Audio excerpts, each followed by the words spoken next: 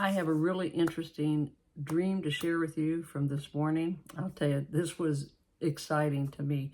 I was in a car I was the passenger. I'm not sure who the driver was. It was a man, but I kind of feel like he was representing the Lord.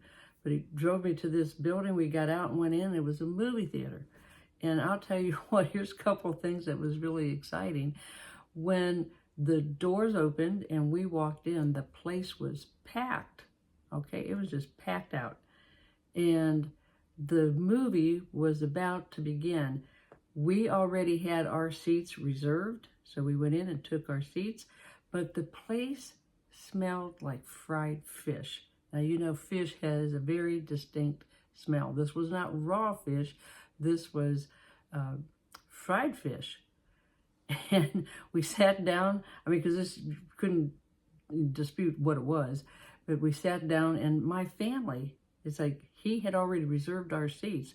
There was myself, there was my children, my grandchildren, and the curtains began to pull open and the lights were being dimmed and the show was ready to begin.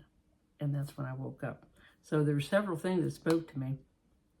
Okay, I believe the Lord is driving us near to that greatest show on earth, okay? The greatest harvest ever on the earth. Now, the place was packed. It smelled like fish. I'm like, why in the world did this place smell like fish? It was a movie theater. It should smell like popcorn, but it smelled like fish. Fried fish. Well, you know what? I believe these are his saints, his harvesters that are being sent out into the harvest field. Okay, they have gone through that fried fish, you know, hot oil. They have gone through that furnace of affliction. They have allowed the Lord to burn away all the dross, all the stuff, the yuck in them. They've yielded to him. They've allowed him to burn that out of them, okay? And now, the curtains being parted, the lights being dimmed, you know, in the darkness, his light is going to shine. We are the ones that are going to go forth into that harvest field. Jesus said the harvest is plentiful, but there are few laborers. And I believe these are the ones being sent out. The other great thing was he had already reserved my seat and my whole family. He was sitting there as well. You know, we are seated with him, aren't we?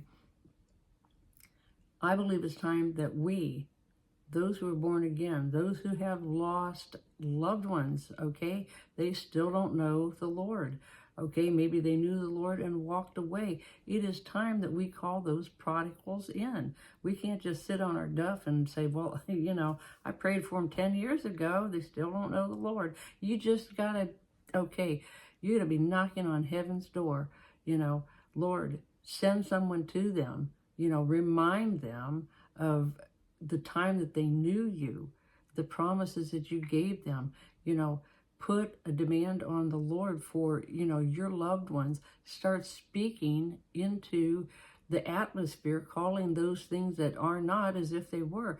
We want them to come back, the north, south, east, west. Call them back into that sheepfold. If they've never known the Lord, it's ripe harvest time, okay? We are being sent out. Okay, it is time and we have got to do our job. I also, you know, we need to be praying for those that have never known the Lord. All right, the lost, those who, I always say they're going to be like going home, going somewhere. Okay, their time is short. God is dealing with people. All right, if you look at out of that tragedy in Thailand with that 7.7 earthquake and how many people were lost. I believe God is really bringing judgment to the earth and justice, but it is time. The harvest field is ripe. Out of that tragedy, many lives, those people, how many? There were 700 Buddhist monks. That place caved in and they were all lost. They served Buddha. All right, Buddha's not going to resurrect them, okay? And there was others that were in mosque. They were there for Ramadan, Okay, they serve another God. They do not serve God. Is there not a turning back or returning to God where these people see that their loved ones are gone?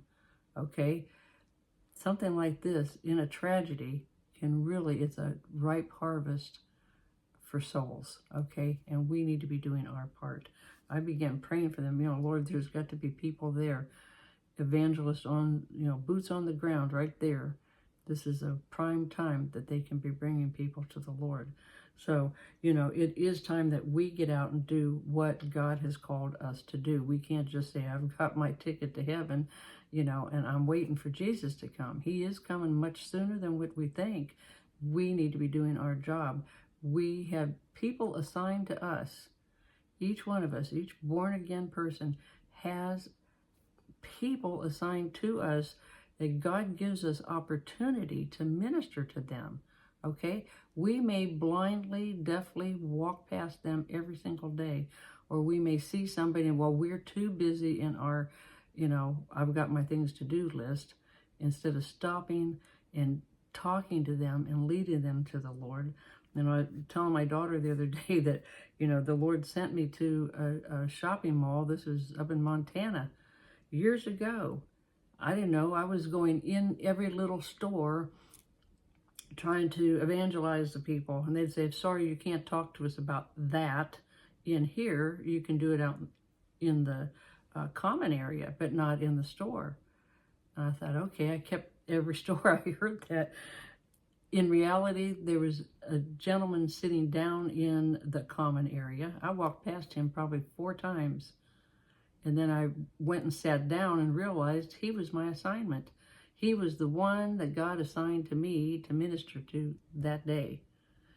Now, he looked disgruntled, but when I started talking to him, he began weeping. He said, I told God this morning, if you are real, I'm going to go sit there at that mall. I'm going to wait. You send somebody to me, because if you're not real, I'm going home. He's going to commit suicide.